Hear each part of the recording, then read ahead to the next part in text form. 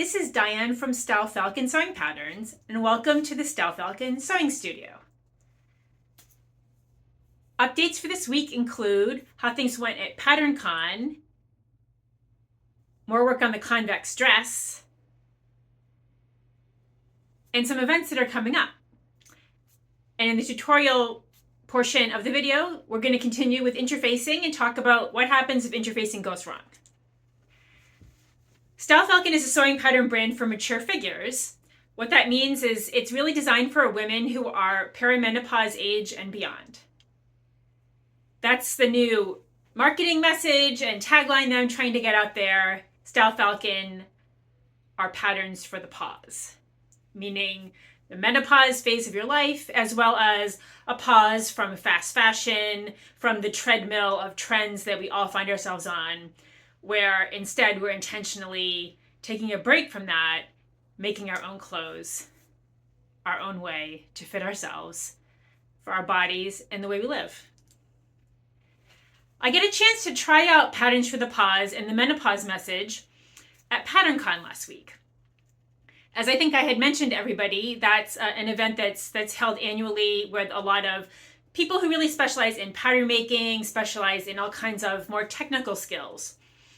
It's much more event that's geared for people who want to learn things from the ground up, want to learn how to draft a bodice sloper, want to learn how to draft lingerie, want to learn how to make changes to vintage patterns to fit like a modern shape. And more sort of technical things instead of sort of project-based types of classes like a lot of sewing conferences and events have. So what I did there was I had a vendor table where I was selling Falcon sewing patterns and also telling everybody about the Falcon story. And Patterns for the Pause, and this idea that these patterns are made for people menopause, perimenopause age and beyond, really, really resonated with people. I saw quite a few people's eyes light up when I mentioned it, because it's something we're not used to. I think people were really excited about the idea that there could be sewing patterns that were made for people who are, say, over 50, 60, 70, whatever your age is, or if you're younger, but you have health issues, you have other kinds of things going on in your life that are making it difficult for you to fit into that typical hourglass shape that almost everything in the stores and almost all other sewing patterns are designed for. So that was a really, really great opportunity to talk about that. And I also met quite a few people from the Falcon flock. Show a couple pictures here of a few people that I ran into who I knew were going to be there, and a few surprises. It was a really wonderful time, and I'm looking forward to going again next year. It's going to be held in like the Cincinnati, Ohio area. That in northern Kentucky, there's that airport that's in northern Kentucky that serves the Cincinnati area. It's going to be held right around there. I don't have a specific date or time, location yet, but I would say the sponsor, the main person who puts this on is Trisha from the Creative Costume Academy. And I'll just put her website here. I would just sign up for her newsletter and her emails, and that way you'll find out when the next one is going to be held and get all the info to sign up. I believe the event does usually sell out, or certainly is really popular, so I would check that out. The next thing that's been going on is I've been continuing to work on the Convex Dress. This is an example I have here. The pattern testers, their deadline to get me all of their feedback and everything is this week. So I'm looking forward to seeing that. A few pieces have come in so far. One of the things that it's a little tricky, the only thing that's really tricky about this pattern is this waist cuff. And the reason that we created the cuff was to give people a little grace in sewing in this sort of area. If you've ever seen any kind of knit dresses that people have sewn, if there is a waist seam, you'll often notice that seam is kind of wonky, it's uneven, it's bulky. And so this little cuff, which is only a 5/8 of an inch cuff, gives you a little grace in there. It does require a couple of extra steps of sewing, but I think it's worth it. We did some illustrations and some written instructions, sew this and this and this kind of thing, like I do. I feel like it needs to be clearer. I'm getting some feedback that people were still unsure what to do. It's the kind of thing that once you've done it once and you get your head around it, it totally makes sense. But I don't want people to struggle. So I am going to continue collecting the feedback, and then I'll figure out how I want to revise that piece of the instructions. But again, I'm excited about the convex dress, and I'm looking forward to sharing it with you all in the fall. A couple other things that are going on is I've applied to do teach some classes at the Sew Expo in Seattle, and also the Midwest Sewing Expo, which is in St. Louis, Missouri. Again, this is next year. This would be like in the spring. I think it's March, April. So I'm also have applied to be a vendor there. So I'm hoping that I'll be able to teach some classes, and I'll be able to have a vendor booth like I did at PatternCon.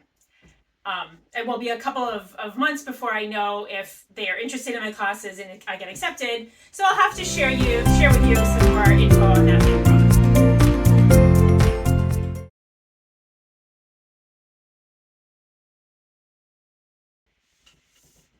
And now let's talk a little bit more about interfacing. This was something that I did a couple of weeks ago, and I did a class for Suki Sews, who's a serger instructor, on the ins and outs of interfacing. And I did a little example a couple weeks ago here on my YouTube update channel, and a really eagle-eyed viewer noticed that there was a tiny bit of a wrinkle on the right side of the fabric when I was done with my demo piece. And I thought, I didn't even notice it, but I'm doing a lot of takes of these videos, and so sometimes that might have been the third or fourth one that I did. I don't really remember anymore.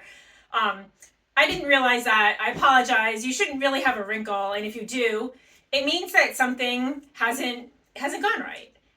It could be it's got to be one of the following things. It's a combination of time, temperature, pressure, and moisture. One of those four has betrayed you, and that is what is creating a little wrinkle. The viewer who noticed this also asked me, hey, how do you fix that? Like, let's say you have a wrinkle, like, what do you do? And the answer is one of those things. You either need to apply more pressure, more time, more moisture, or you need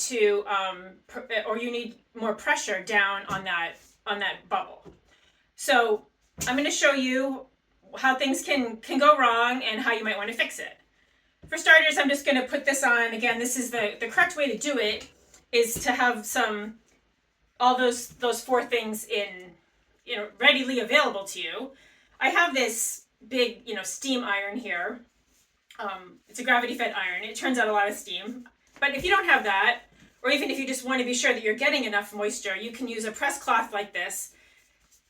It's a little wet. It's not soaking wet, but it's damp, and you can use that to get some extra steam into your interfacing. So here we go. We're going to put it down, get a good heat of steam going, and hold it for about 10 seconds. I think when I did the demo last time, I didn't hold it for long enough, and then I moved it right away, and I think that's what created the problem.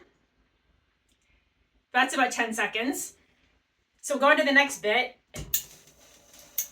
Again, more steam, more pressure, more time. And you can't rush this. It's the kind of thing, it just takes as long as it takes. So put on a podcast or something if you need to. And then we'll just do the last little bit here.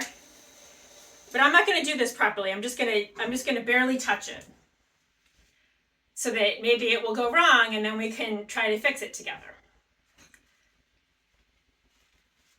See, I've got it's stuck to my press cloth, and if you turn it over, no, see, of course, this time it's fine, so just goes to show. But let's say that it hadn't happened. Let's say that there was a wrinkle in there.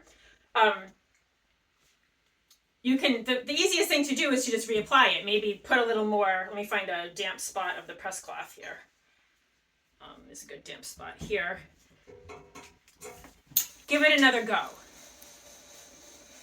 Sometimes if there's a bubble in the interfacing, I'll just take a little embroidery scissors and just do a tiny little snip in there, just to release if there's a little bit of a wrinkle that way, just to release that wrinkle. It won't really matter for the purposes of the interfacing. Sometimes that works. Okay, I've intentionally created a wrinkle in the interfacing. You can see it right there. if that happens to you, a couple things you can try. One is you can just peel it, sometimes if your fabric is very sturdy, you can just peel it off, especially if you haven't set it very firmly. In this case, I have set it very firmly, so that is not going to happen. So the next thing that you can do is you can just very gently remove the wrinkle. Some really sharp embroidery scissors, and just a very, very, very gentle snip along here can take the wrinkle out. Of course, you want to be careful that you don't cut through your fashion fabric. It might take a couple of passes before you are able to get the wrinkle out completely.